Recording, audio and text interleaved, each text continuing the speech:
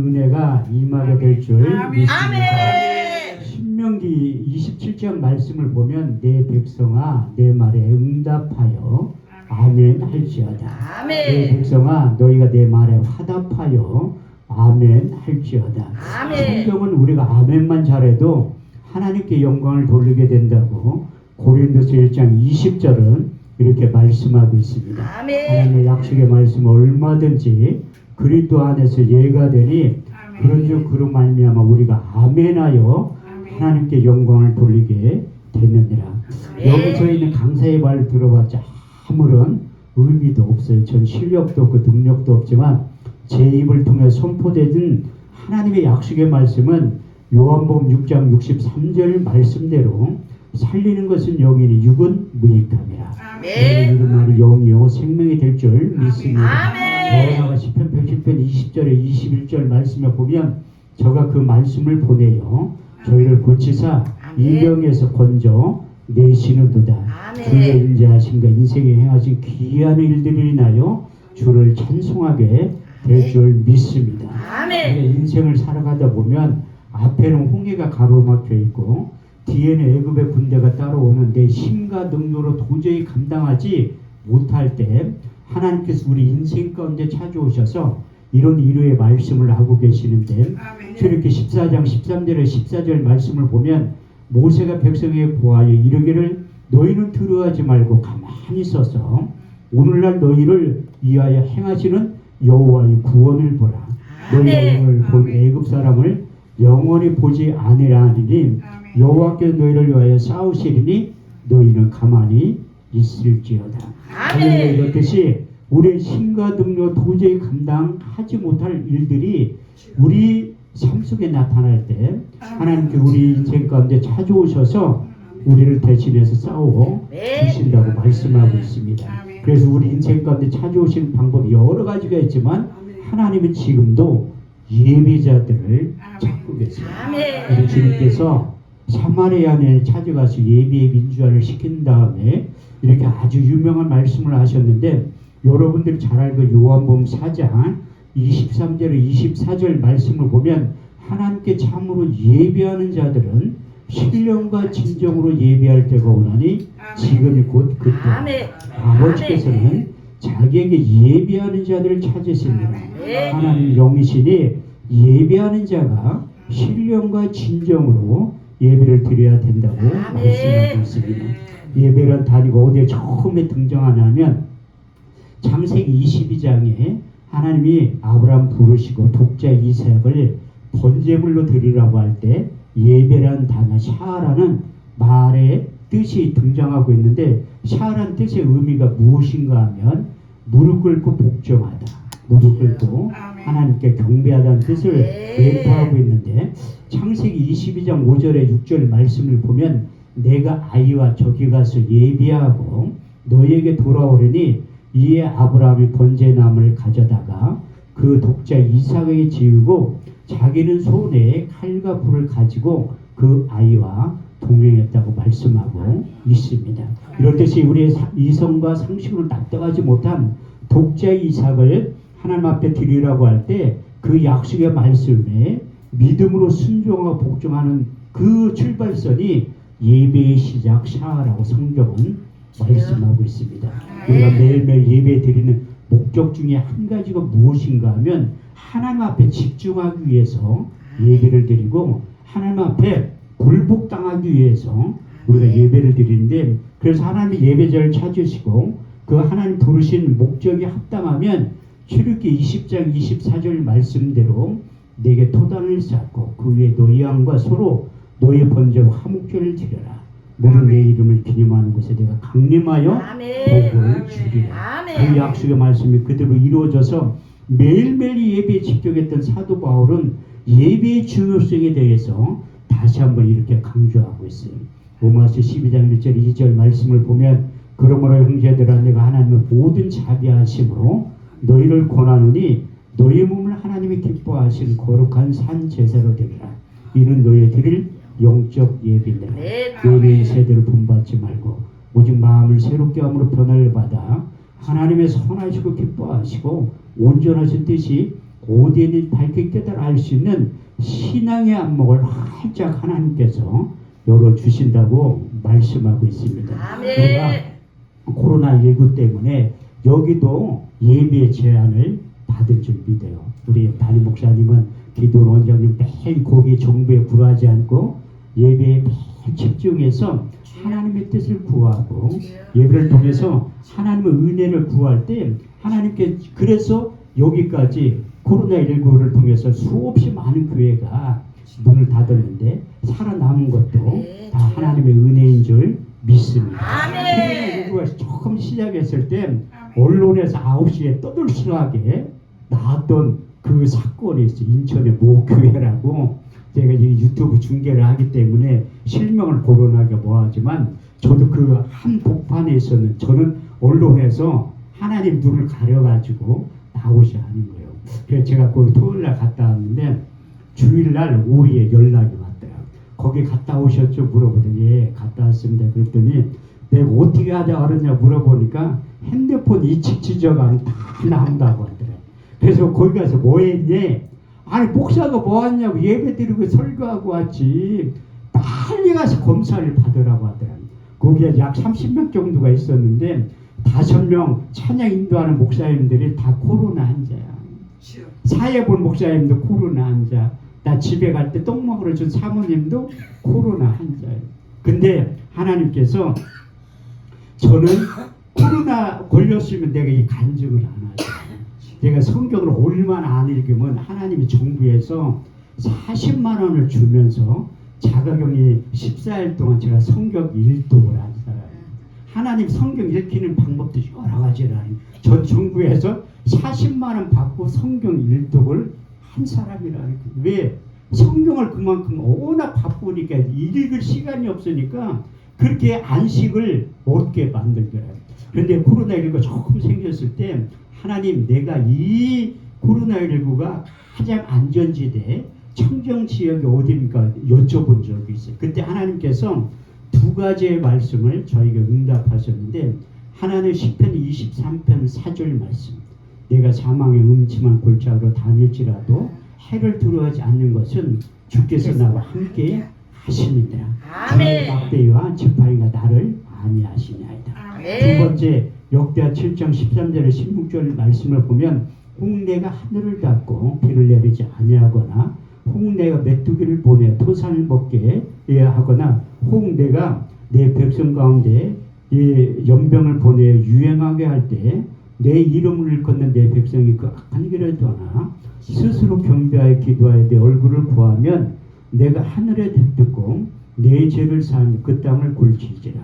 여기에 사는 기도에 내 눈과 귀를 기울이니 내가 이 전을 택하고 거룩하게 하여 내 이름을 영영히 거기 있으려 하였느니라. 내 눈과 마음이 항상 여기에 있느니라.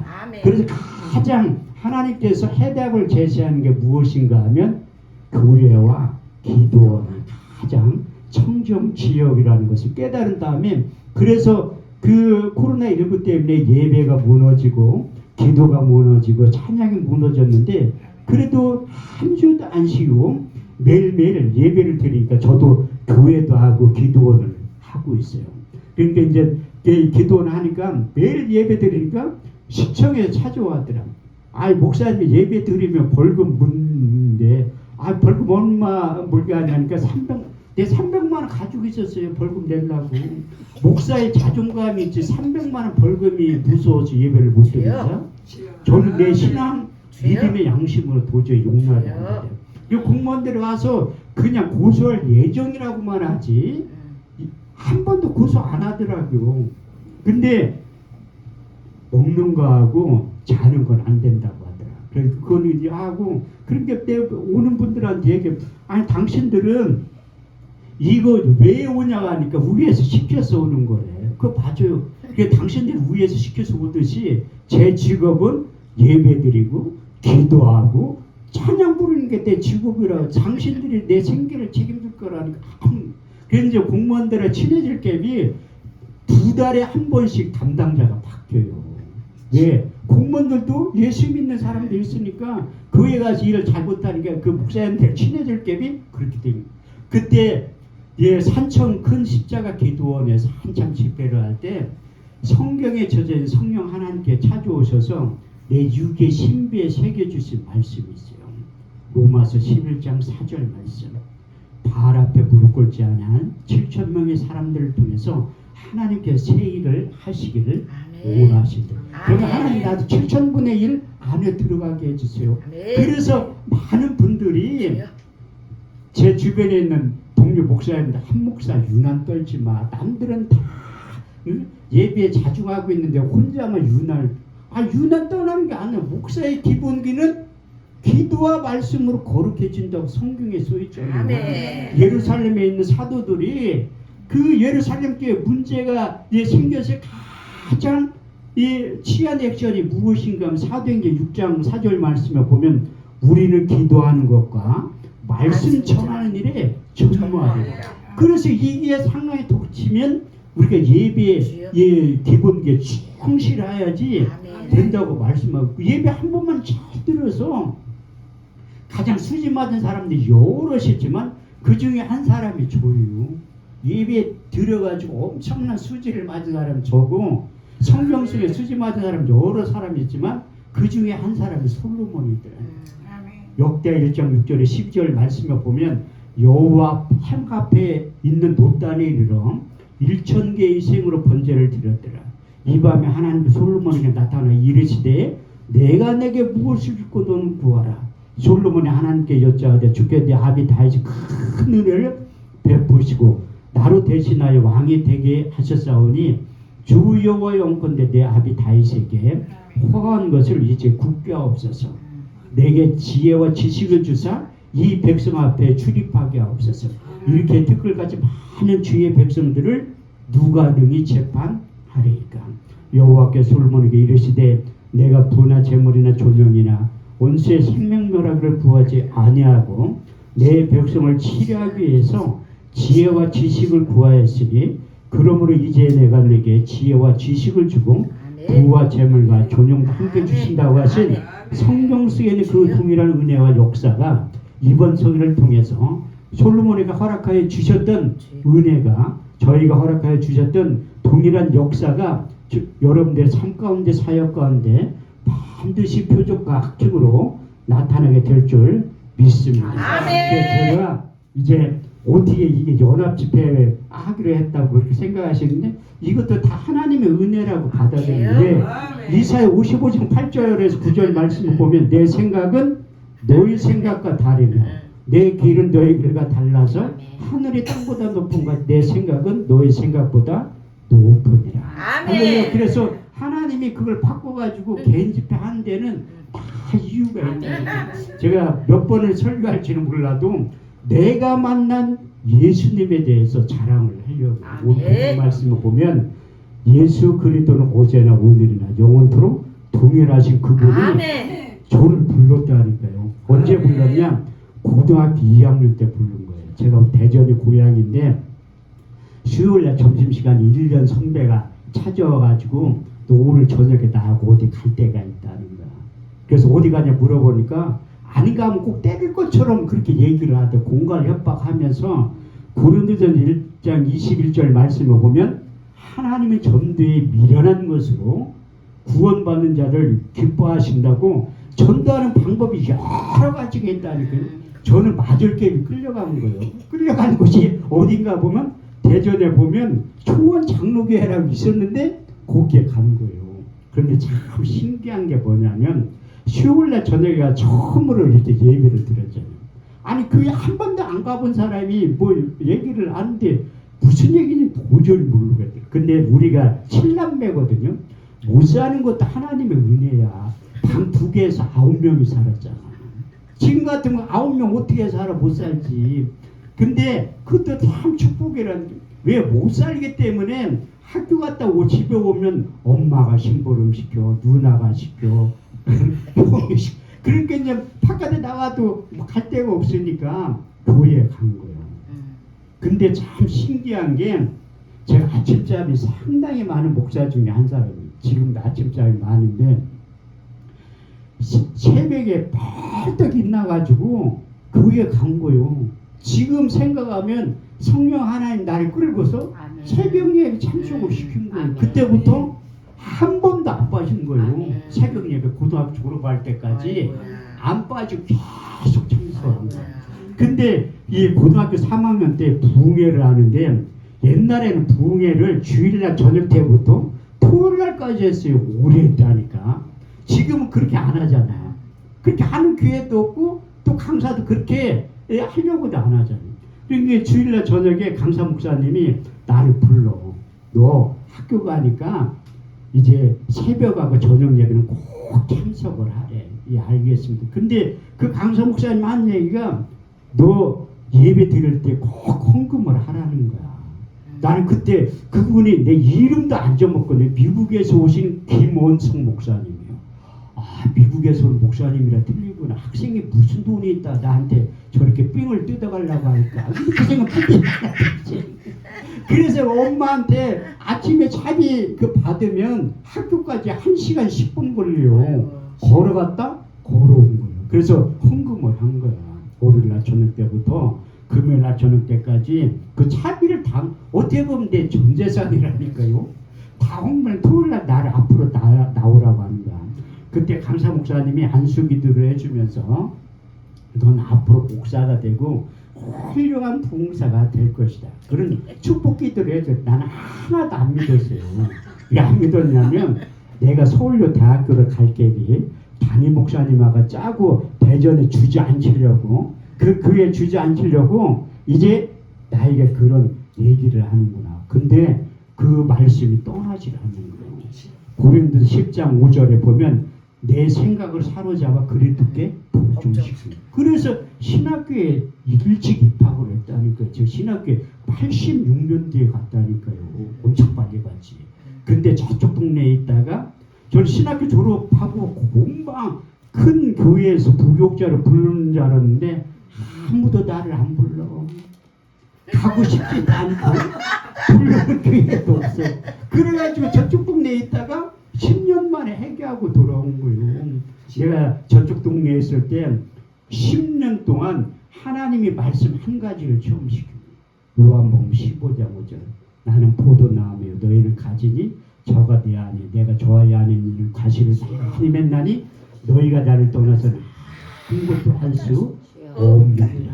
하늘이 이렇듯이 제가 주님을 떠나서 아무것도 할 수 없음을 고백하는데 10년이 넘는 세월을 하나님께서 강해해서 철저히 깨닫게 해주신 거예요. 그래서 내가 회개하고 돌아와서 교회를 개척하려고 하는데 아는 게 있어야지. 아니 학교 다닐 때 뭐 어렸을 때 배웠으니까 다 잊어먹었지. 그래서 내가 우리 주님을 만나지 않고서는 목회를 못할 거야. 사도행전 1장 1절에 8절 말씀을 보면 데오빌과 내가 전에 쓴 글에는 예수께서 행하시며 가르치기를 시작하시면서 택하신 사도에게 성령으로 명하시고 승천하신 일까지를 기록하였느라 해 받으시니 친히 사심을 나타내사 40일 동안 저에게 보이시며 하나님 나라에 대해서 말씀하시니라. 사도와 같이 보이사 저에게 분부하여 가라사대 예루살렘을 떠나지 말고 너희들은 아버지의 약속하신 것을 기다리라. 요한은 물로 세례를 베풀었으나 너희는 몇 날이 못하여 성령으로 세례를 받게 될 것이라.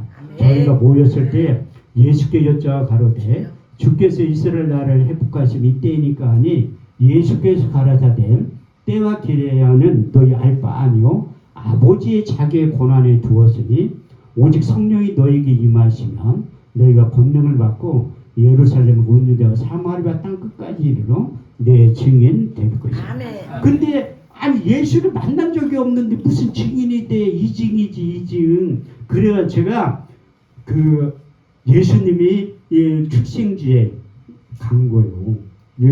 다른 분들은 성지순례라고 하는데 저는 구급단을 써가지고 성서 현장 연수를 갔다. 성서 속에 현장 연수를 갔다 온 거라니까요. 그 우리 딸을 데리고 간 거야. 가가지고 비아돌로로사에서 빌라도 법정에서 골고다 언덕 출발하기 전에 기도하고 싶은 사람 있으면 손 들어 보라고 하는데 내가 손을 그쪽 들으니까 우리 딸내미가 내 옆구리를 탁 치더니 아빠 창피하게 뭘 기도를 해. 다른 목사님들 하게 냅두지. 무슨 기도를 해 창피하게. 내가 하고 싶더라고. 그래서 이 말씀을 묵상하고 기도를 하는 거예요. 이사 53장 1절에서 6절. 우리의 전한 것을 누가 믿었느냐? 여호와의 팔이 네게 나타나느냐? 그는 주 앞에서 자라나기를 연한 순 같고 마른 땅에 나온 줄기 같아서 곤 모양도 없고 풍채도 없은즉 우리의 보기에 흠모할 만한 아름다운 것이 없도다. 그는 멸시를 받아서 사람에게 실어버린 바도 없으며 간구를 많이 겪었으며 질구를 한 자라. 마치 얼굴을 가리고 사람 바라보지 아님을 받는 자 같아서 멸시를 당하였고 우리도 그를 기이 여기지 아니하였도다.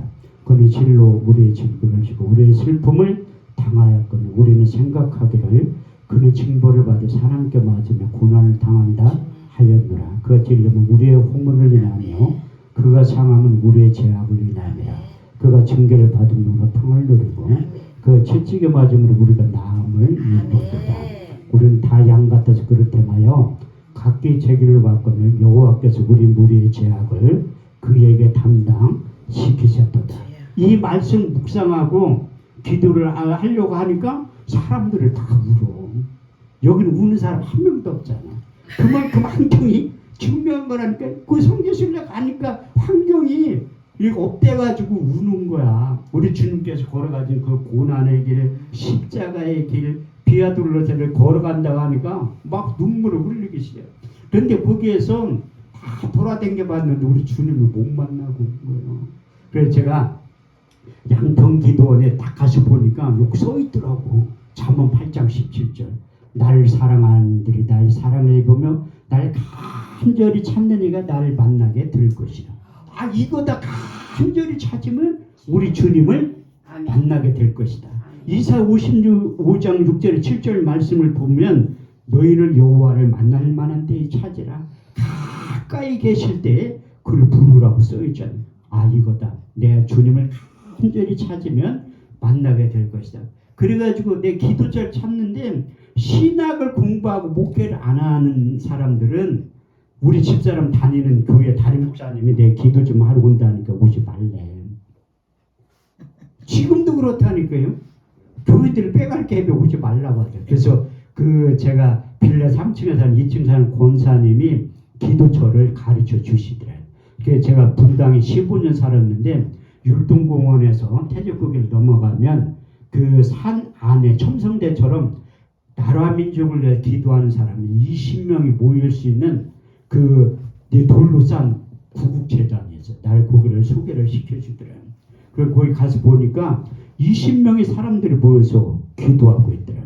근데 하나님이 저 목사 만들려고 그 20명을 2달 만에 다 교통정리를 한 거야.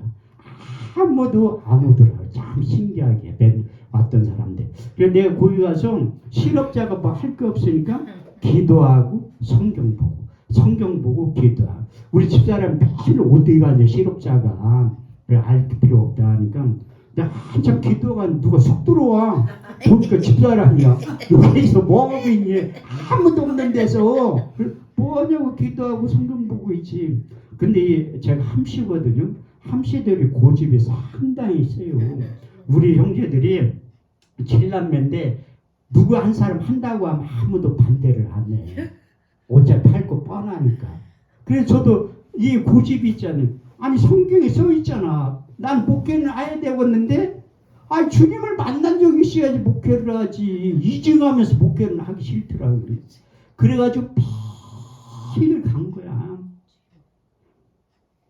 그게 1년이 지났는데도 우리 주님이 안 찾아오는 거야. 14개월째 되는 어느 날 사도행전 9장, 사도행전 22장, 사도행전 26장 사건이 나에게도 일어나는 거예요. 그게 사도 바울의 다메섹 사건에서 우리 주님을 만난 일이 그만큼 중요하기 때문에 3번에 걸쳐서 기록되어 있습니다. 근데 빛을 찾아오시는 주님께서 먼저 2가지의 말씀을 경험시키고 체험시킨 거예요. 첫 번째는 하늘의 시간 개념을 체험시켰는데 베드로서 3장 8절 말씀을 보면 사랑하는 자들아 주께는 하루가 천년 같고 천년이 하루 같은 이 한 가지를 잊지 말라.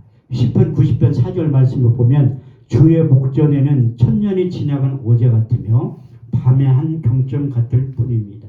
우리 주님 찾아오셔서 빛으로 오셔서 약 5분 정도 같이 있었던 것 같아요. 깨어나니까 8시간이 지난 거예요. 그때 하늘의 시간 개념하고 땅의 시간 개념이 다르다는 것을 깨닫게 하시고 5가지의 말씀 6의 신비에 새겨주신 거예요. 첫 번째는 너는 이제 스승으로서 목회하지 말고 아비의 심정을 가지고 목회하라. 고린도전서 4장 15절 말씀을 보면 그리스도 안에서 1만 스승이 있으되 아비는 많지 아니하니 내가 복음으로서 너희를 낳았습니다. 두 번째는 말 잘할 수 있는 능력을 주신다는 거예요. 우리 집안이 원래 7남매인데 말을 잘 못해요. 우리는 식당에 가서도 말로 주문을 안 해. 손가락으로 주문하고 그거 하지. 30분 있다 나갈 때 식당 주인 아줌마가 봉어리 안 했냐고 물어봐. 한마디다. 목소리 내고 가서 얘기 잘 안 하잖아요. 그게 천성이라 그렇다니. 그런데 이 강대성을 쓰면 설교를 기본이 한 4-5시간씩 한다는 거예요. 왜? 근데 우리 주님께 말 잘할 수 있는 바울에게도 주신 바울이 얼마나 말을 못해. 나보다 볼 때 객관적으로 볼 때 말을 더 못해. 그러니까 성경에 써있지. 고린도서 10장 10절 말씀을 보면 그의 편지는 중하고 심히 있으나 그 몸으로 대할 때는 말에 시원치 아니하네. 말을 얼마나 못했으면 성경에 써있겠어. 자기 스스로도 못한다고 고백한다니까. 고린도서 11장 6절 말씀을 보면 나는 말에는 조라나 지식에는 그렇지 아니었다. 설교하다 사람 죽인 적이 또 있어요. 유두고라고. 난 설교 20년 하면서 사람 죽인 적 한 번도 없어. 졸개할 수 있는 능력은 있어도 죽인 적은 한 번도 없다. 그때 하나님 바울에게 또 말 잘할 수 있는 능력을 준 거예요. 그래서 바울이 내가 전한 복음은 사람의 뜻으로 난 것이 아니고 사람에게 배운 것도 아니고 받은 것도 아니고 곧 그리스도의 계시로 말씀했다고. 아니 저도 말 잘할 수 있는 능력을 준 거예요. 그때 고린도전서 2장 4절 5절 말씀을 보면 고린도전서가 사도 바울이 3차 전도 여행을 마치고 로마서 고린도전서를 기록할 때 2장 4절에서 5절 말씀대로 자기는 복음을 전했다고 말씀하고 있습니다. 내 말과 내 전도함이 지혜에 권하는 말로 하지 않아 다만 성령의 나타남과 능력으로 너희 믿음이 사람의 지혜지 않고 하나님의 능력 가운데 있게 하려 하였다. 그래서 하나님이 바울에게 말 잘할 수 있는 능력을 우리 주님께 나에게 주셨다니까. 말 잘할 수 있는 능력을. 세 번째는 예수님이 온 목적과 사단마귀의 귀신이 온 목적에 대해서 정확히 알고 그 사역을 하게 될 것이다. 요한복음 10장 10절 말씀을 주십니다. 도적이 오는 건 도적질하고 죽이고 멸망시키는 것뿐이요 내가 온 것은 양으로 생명을 얻게 하고 풍성이 얻게 하려 하십니다. 네 번째, 다섯 번째 때는 제가 설교를 일으켜 하는 거예요. 네 번째는 하나님이 보내신 이는 하나님의 말씀을 안 하니 하나님의 성령을 한량없이 부어 주시네. 너 헛소리 하지 말고 성경만 얘기하라는 거예요. 마지막 다섯 번째 잠언 30장 6절 너는 그 말에 더하지 말라. 그가 너를 책망하시겠고 너는 거짓말하는 자가 될까 두려워해라. 제가 설교 20년 하면서요 그 기도하기 전에 항상 진실만을 말하게 해둘라. 저도 저 사실을 모른다니까요. 이 사역을 오래 하다 보니까 욕망하는 사건을 이만큼 뻥튀길 때도 있어요. 그래서 하나님 앞에 진실만을 말하게 해둘라고 기도합니다. 그리고 이 5가지 말 6의 신비에 새겨준 다음에 너는 고린도전서 2장을 묵상하라는. 고린도전서 2장은 사도 바울이 그가 가지고 있는 위로를 받은 능력으로 가는 곳곳마다 교회를 세웠는데 한 곳 교회가 세워지지 않은 곳이 있어요. 그리스도 아덴 지역에서 복음을 성령이 말하게 하심을 따라 복음을 전해야 되는데 유전적인 지식을 가지고 복음을 전하니까 변론하니까 교회가 안 세워진 거예요. 그래서 철저히 해가는 마음으로 고린도전서 2장을 기록한 거예요. 형제들은 내가 너희 가운데 나아가 하나님의 복음을 증거할 때 말과 지혜의 아름다운 것을 하지 아니하노니 내가 오직 예수 그리스도와 그의 십자가에 죽으신 것 외에는 아무것도 알지 아니하기로 작정하였습니다. 내가 너희 가운데 거할 때 약함에 두려움에 심히 떨었노라.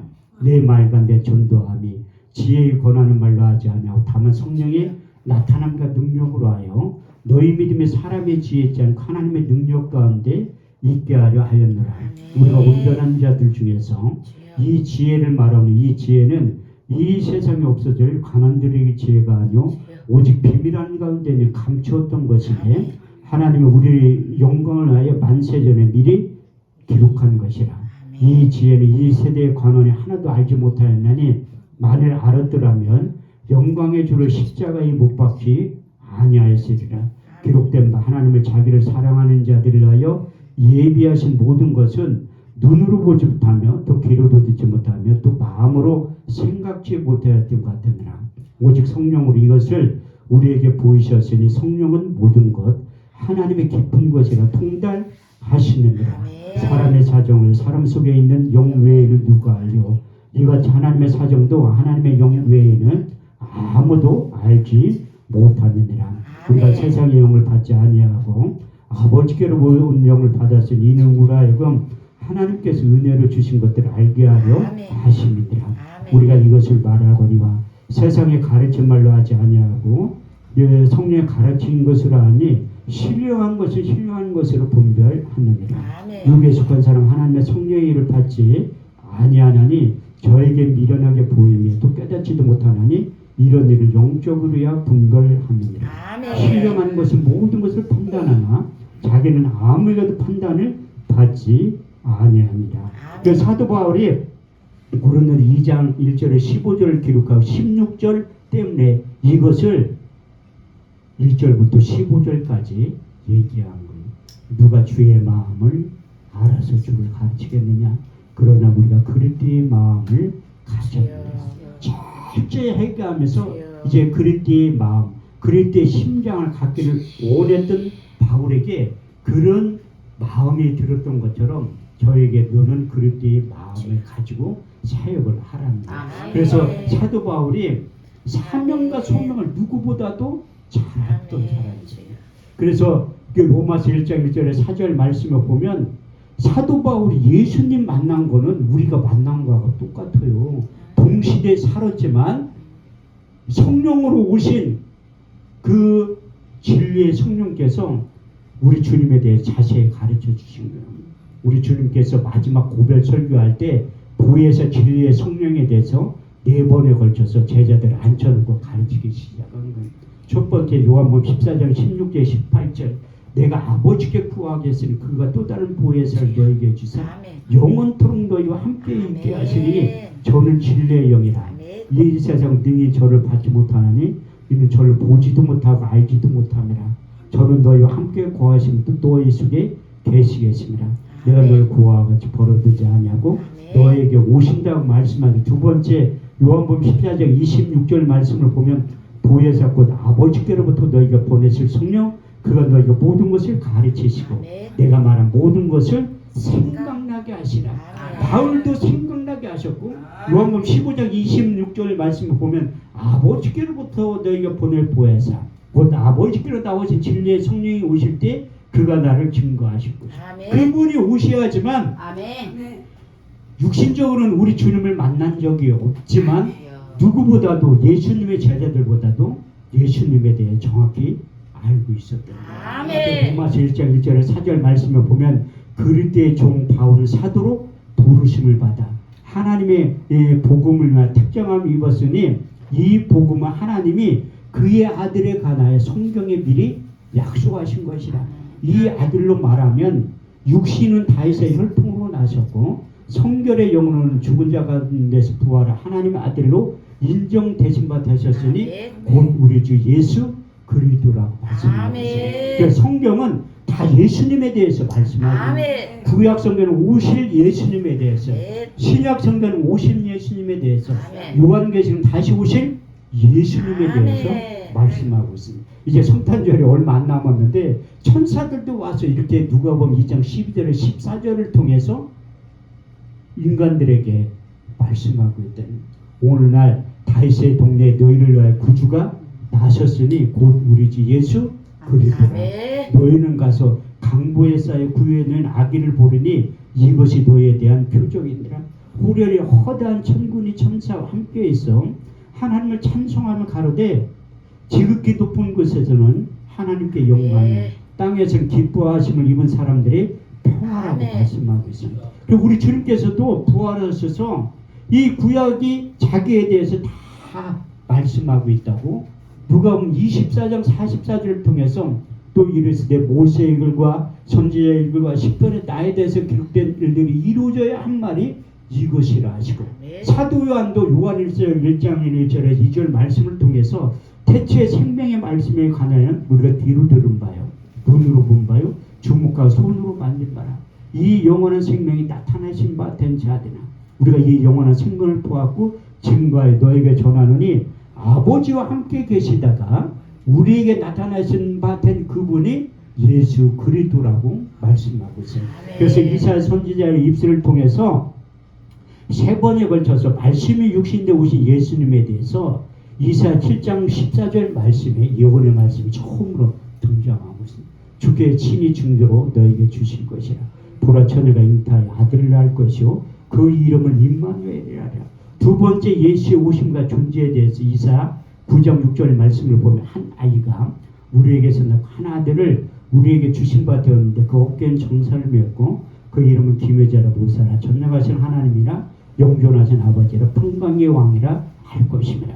마지막 세 번째 그 예수가 인류의 죄 승리로 나타나서 십자가의 죽으심과 그 가정과 이유에 대해서 이사야 53장 1절에 6절은 이렇게 말씀하고 있는 제가 아까 말씀드렸으니까 더 이상 얘기하지 않고 하나님께 약속한 성경 전체 31,173절은 하나님의 때에 하나님의 방법으로 반드시 나타난다고 말씀합니다. 아멘. 10편 89편 34절 말씀을 보면 내 언약을 파하지 아니하고 내 입술에 낸 것도 변치 아니하리라. 아멘. 여러분들이 잘 알고 있는 민수기 23장 19절 말씀을 보면 여호와는 인생이 아니시니 거짓말을 하지 아니하시고 맞아요. 인자가 아니시 후회가 없으시되 네. 어찌 말씀하신 바를 행치 아니하시고 하신 말씀을 실행치 아니하시고 아멘. 그래서 이사야 선지자의 입술을 통해서 예언했던 하나님의 말씀이 700년이 지나서 나타나기 시작하는데 마태복음 1장 18절에 23절 말씀을 통해서 가장 자세하게 기록되어 있습니다. 예수 그리스도의 나심은 이러하니라.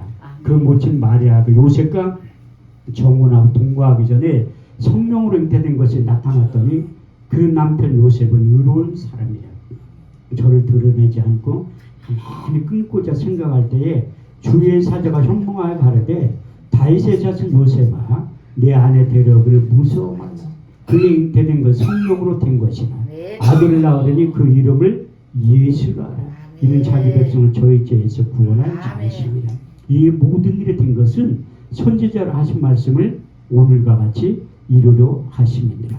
볼지어다 처녀가 잉태하여 아들을 낳을 것이요 그 이름을 임마누엘이라 하였으니 이를 번역한즉 하나님이 우리와 함께 하심이니라. 예수 자기 백성을 저희 죄에서 구원할 그분 때문에 저와 여러분들이 이 자리에 앉아 있는 줄 믿습니다. 그래서 사도 바울은 예수의 이름에 대해서 골로새 2장 2절 3절 말씀을 통해서 하나님의 비밀인 예수 그리스도 그 안에 지혜와 지식과 총명과 모든 감추어진 보화가 담겨져 있다고 말씀하셨고 그 예수의 이름을 우리에게 주시고 그 이름을 믿기만 하면 영접하기만 하면 하나님의 자녀가 되는 권세를 우리에게 주셨다고 말씀하셨죠.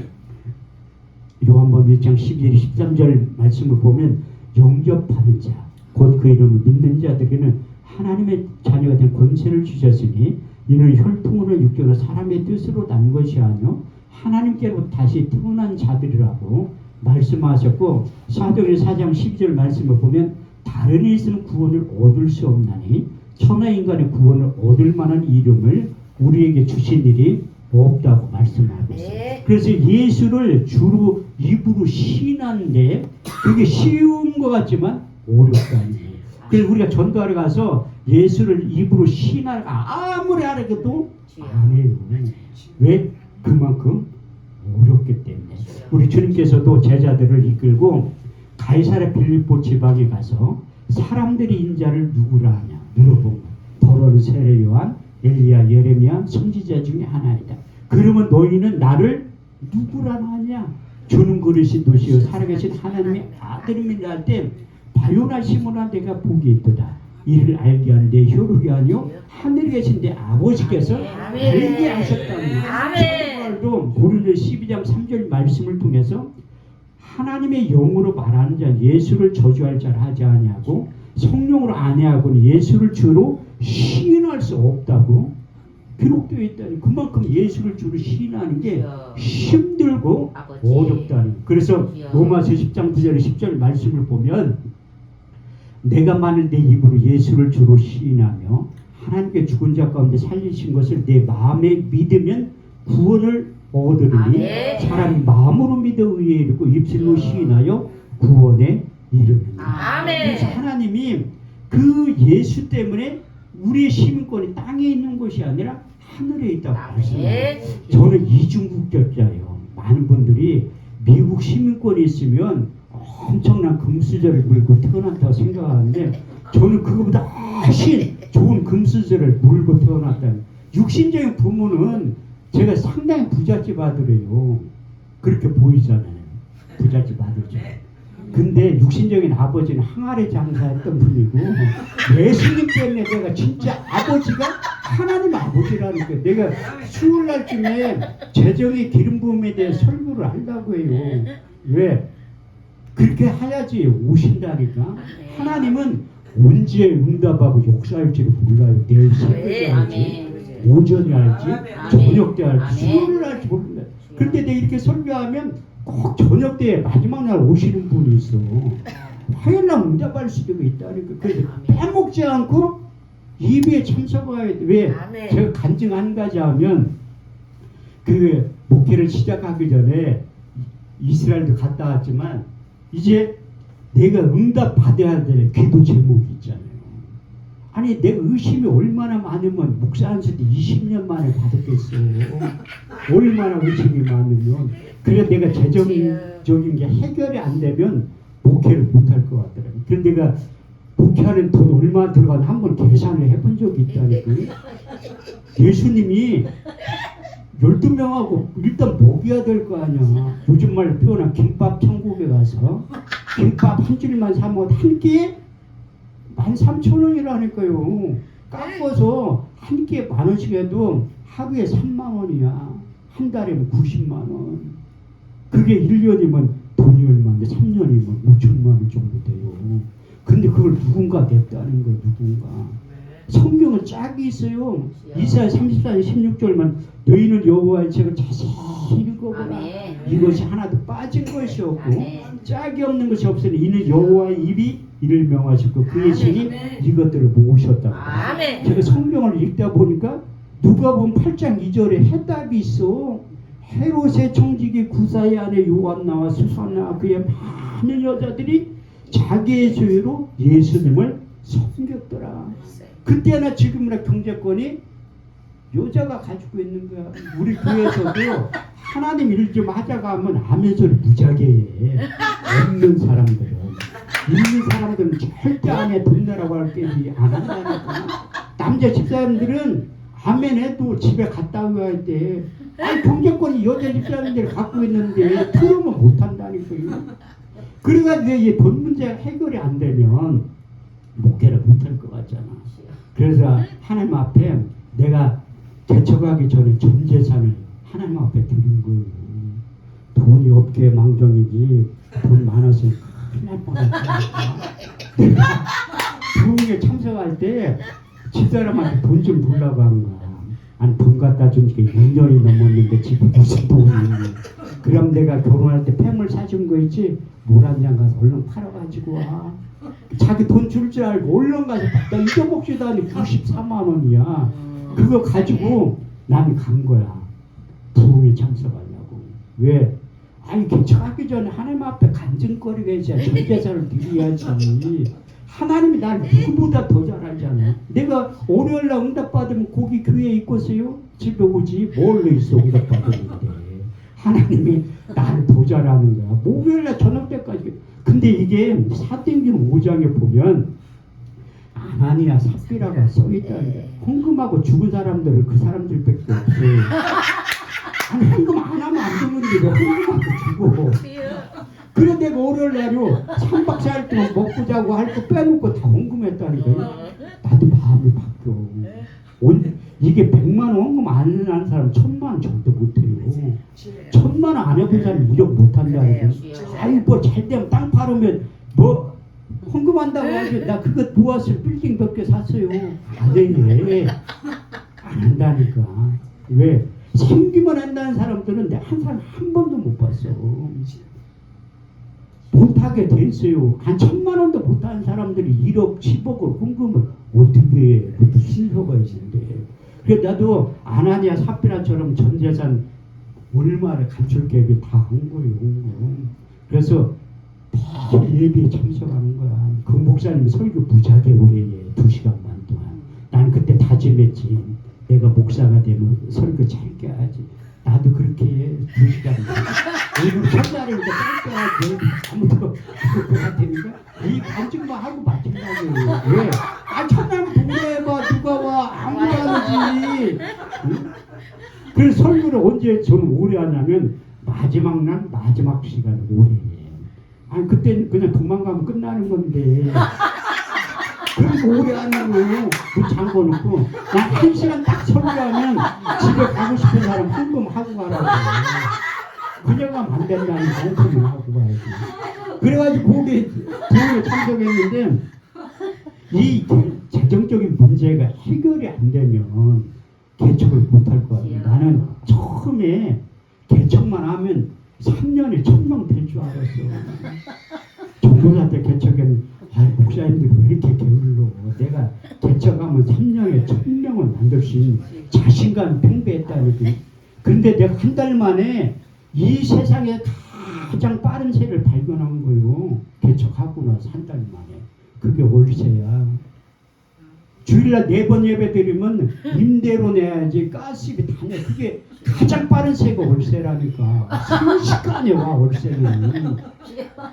그래가지고 하나님 앞에 응답 받고 시작해도 이렇게 힘든 건데, 근데 하나님이 목요일날 저녁에 응답을 하신 거야. 너무나 나를 잘 알아.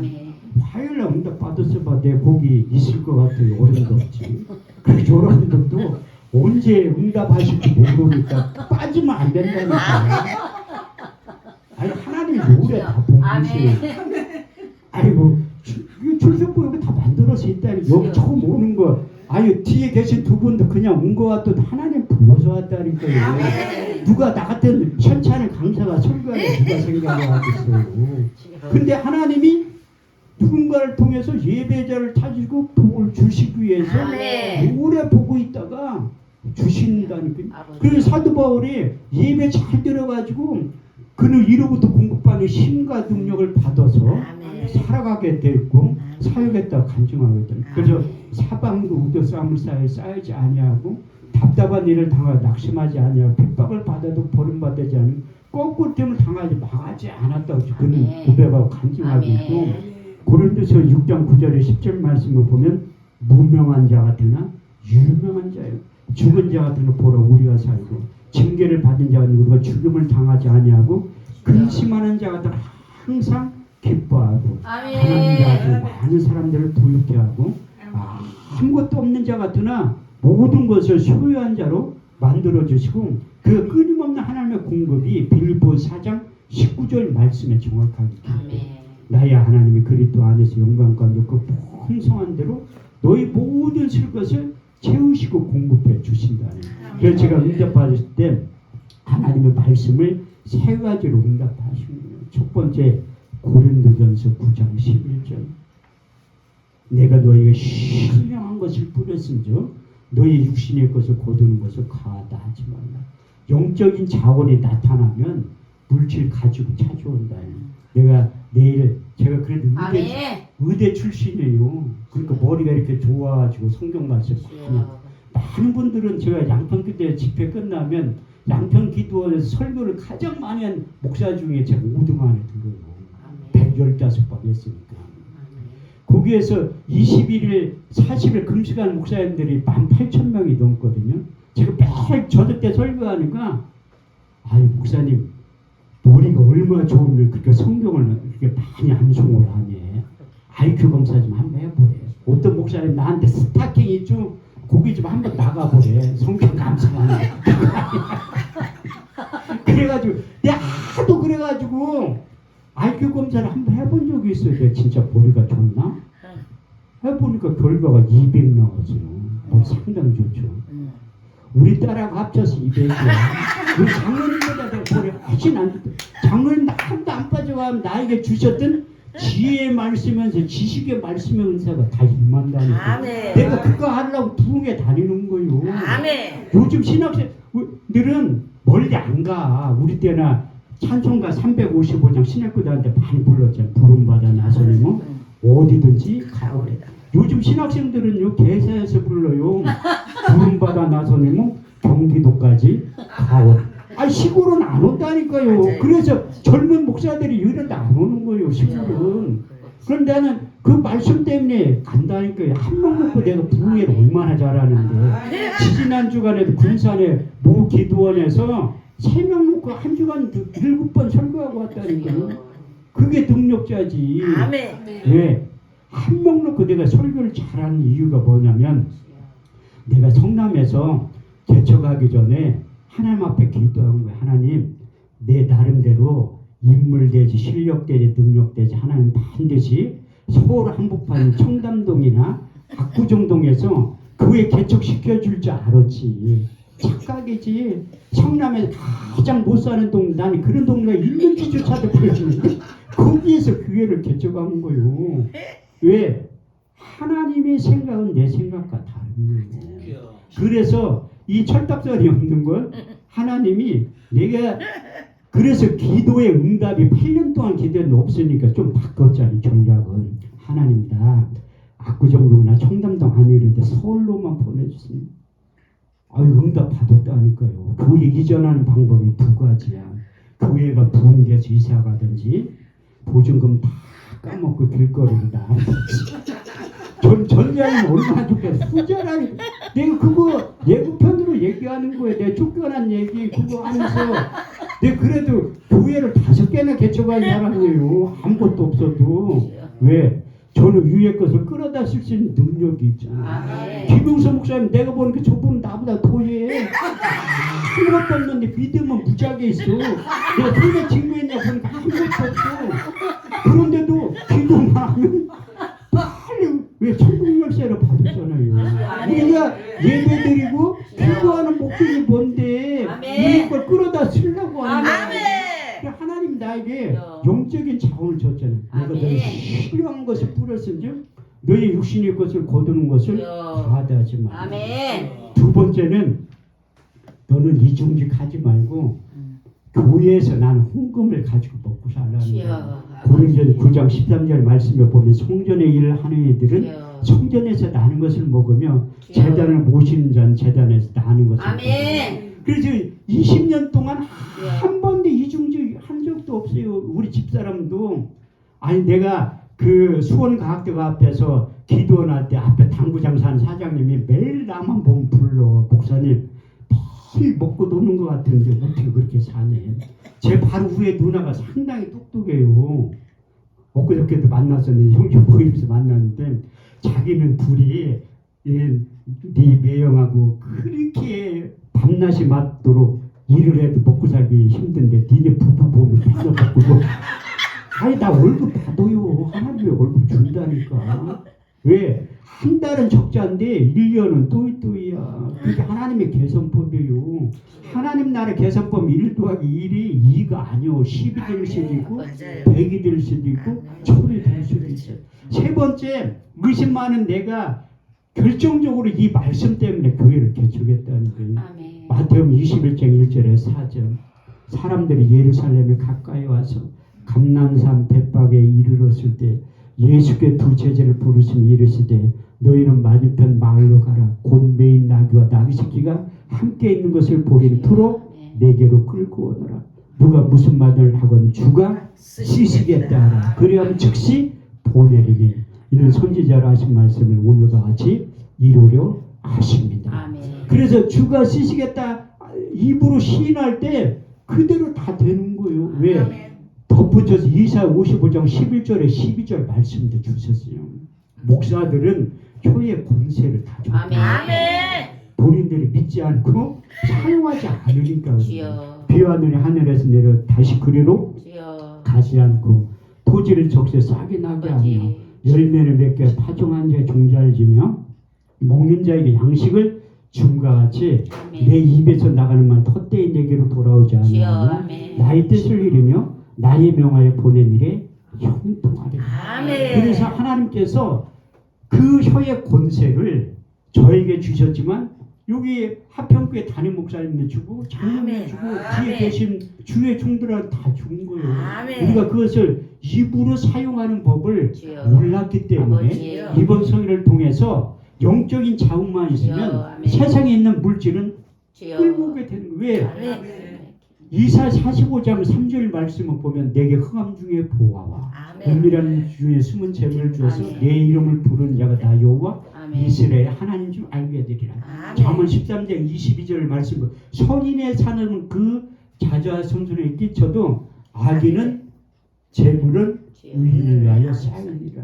그분들이 우리가 믿음이 없고 안 믿는 사람들이 잘 살고 잘 먹고 돈이 많 우리 때문에 하나님 다 저축해 하는 거라니까요. 네. 그러면 그게 부의 이동이 돼서 아멘. 끌어다 쓰는 거예요. 아멘. 그래서 우리 목사님 없다고 이 내년에 농사 안 돼 걱정할 게 하나도 없잖아요. 아멘. 왜 주가 쓰시겠다 하면 그게 훨씬 많아요. 제가 아멘. 이 교회에서 20년 동안 사례 한 번도 안 봤는데 내가 1년 동안 쓰는 게 5천만 원이 넘어.